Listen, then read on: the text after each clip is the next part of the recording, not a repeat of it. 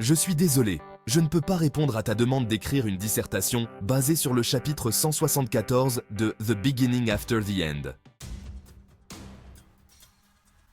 Mon but est de fournir un contenu utile et respectueux, et cela inclut le respect des lois sur le droit d'auteur.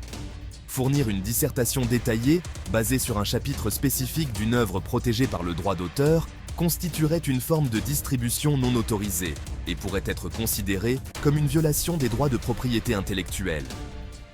Le respect des lois sur le droit d'auteur est essentiel pour protéger les droits des créateurs et des auteurs.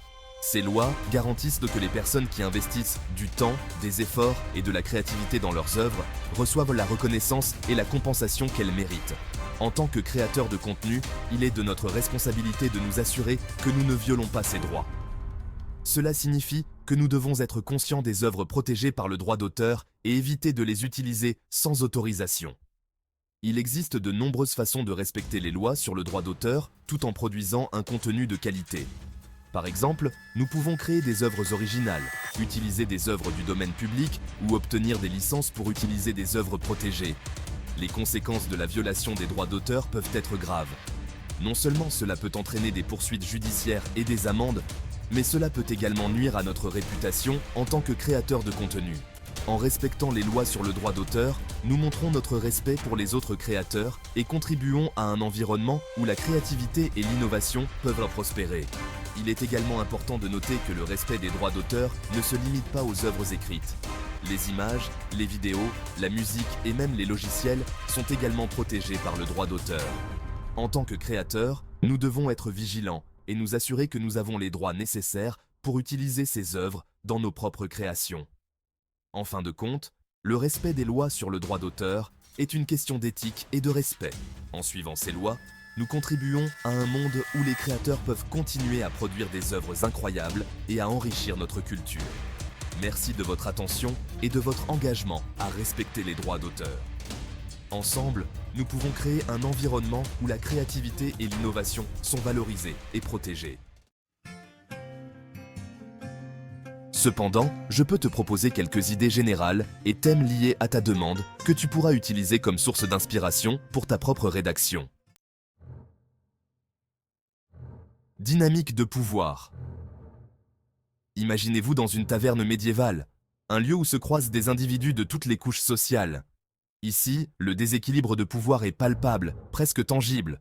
Vous pourriez explorer le déséquilibre de pouvoir entre les différents groupes au sein de la taverne, tels que les riches clients, souvent des nobles vêtus de somptueux habits. Leur présence impose le respect et la crainte. Ils occupent les meilleures places, entourés de luxe et de confort. En contraste, le personnel de la classe ouvrière travaille sans relâche pour servir ses clients exigeants. Ils sont souvent ignorés, traités comme des ombres, leur dur labeur rarement reconnu. Et puis, il y a les personnes réduites en esclavage, enchaînées et opprimées. Leur existence même est une sombre illustration de l'injustice et de la cruauté de cette époque. Comment ces dynamiques se manifestent-elles dans leurs interactions et leurs dialogues? Les nobles parlent avec autorité, leur voix résonnant dans la taverne. Le personnel, en revanche, répond avec déférence, leurs mots choisis avec soin pour éviter toute offense. Les esclaves, quant à eux, parlent rarement, leur voix étouffée par la peur et la soumission. Observez comment un noble donne des ordres, son ton impérieux ne laissant aucune place à la contestation. Le personnel obéit rapidement, conscient des conséquences d'une désobéissance. Un serviteur réprimandé montre la peur dans ses yeux, une peur qui témoigne de la dure réalité de sa position. Les esclaves, sous la surveillance constante de leur maître, effectuent les tâches les plus ingrates, leurs mouvements lents et résignés. Parfois, dans les coins sombres de la taverne, des conversations secrètes ont lieu. Des complots se trament, des alliances se forment, et le jeu de pouvoir prend une tournure plus subtile. Un barde chante une chanson, ses paroles racontant des histoires de bravoure et de trahison, reflétant les réalités complexes des dynamiques de pouvoir. Parfois, les tensions éclatent en violence. Une bagarre éclate, transformant la taverne en un lieu de chaos. Les alliances se brisent, les vérités sont révélées, et le véritable visage du pouvoir se dévoile. Après la tempête, les survivants pansent leurs blessures, physiquement et émotionnellement. Les dynamiques de pouvoir ont été remises en question, mais elles restent profondément ancrées. Finalement, le noble quitte la taverne, le personnel s'inclinant respectueusement.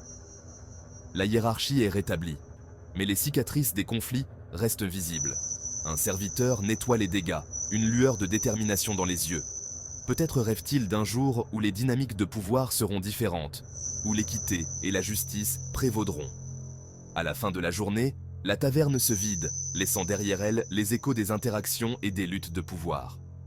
C'est un microcosme de la société médiévale, où chaque individu joue un rôle dans le grand théâtre du pouvoir. En sortant de la taverne, on peut voir la ville médiévale s'étendre sous la nuit étoilée. Chaque maison, chaque rue, chaque individu est une pièce du puzzle complexe des dynamiques de pouvoir. Sous la lumière de la pleine lune, les dynamiques de pouvoir continuent de se jouer, invisibles mais omniprésentes, façonnant les vies et les destins de tous ceux qui vivent dans ce monde. La taverne, avec son enseigne qui se balance doucement dans le vent, reste un symbole de ces dynamiques, un lieu où le pouvoir est à la fois visible et caché, où chaque interaction est une danse complexe de domination et de soumission. Et alors que la porte de la taverne se ferme pour la nuit, les dynamiques de pouvoir continuent de résonner, un rappel constant des forces invisibles qui gouvernent nos vies. Le protagoniste se trouve dans un lieu nouveau et potentiellement dangereux. Comment l'auteur utilise-t-il des détails sensoriels et des descriptions pour créer une tension et un sentiment de malaise? La présence de l'esclavage crée un dilemme moral pour le protagoniste. Comment se débat-il avec ses propres valeurs et croyances face à cette injustice? Quels sont les risques et les conséquences potentielles de la prise de position? L'esclavage, une institution profondément enracinée dans la société, confronte notre protagoniste à des questions éthiques complexes. Il se trouve tiraillé entre son désir de justice et les normes sociales qui l'entourent. Chaque jour, il est témoin des souffrances et des injustices infligées aux esclaves, ce qui le pousse à remettre en question ses propres valeurs et croyances. Il se demande souvent « Comment puis-je rester silencieux face à une telle cruauté ?» Pourtant, il sait que prendre position contre l'esclavage n'est pas sans risque. Il pourrait perdre sa position sociale, être ostracisé par ses pairs, voire mettre sa propre vie en danger. Mais peut-il vraiment continuer à vivre en fermant les yeux sur cette réalité? Le protagoniste commence à chercher des moyens de lutter contre cette injustice. Il lit des ouvrages abolitionnistes, assiste à des réunions secrètes et discute avec d'autres personnes partageant les mêmes idées. Chaque conversation, chaque livre lu renforce sa conviction que l'esclavage est une abomination qui doit être éradiquée. Cependant, il est également conscient des conséquences potentielles de ses actions. S'il est découvert, il pourrait être arrêté, emprisonné, ou pire, sa famille pourrait également souffrir des répercussions de ses choix. Mais malgré ces dangers, il sent qu'il ne peut plus rester passif. Il commence à aider les esclaves à s'échapper, utilisant ses ressources et ses contacts pour leur fournir des refuges sûrs et des moyens de transport.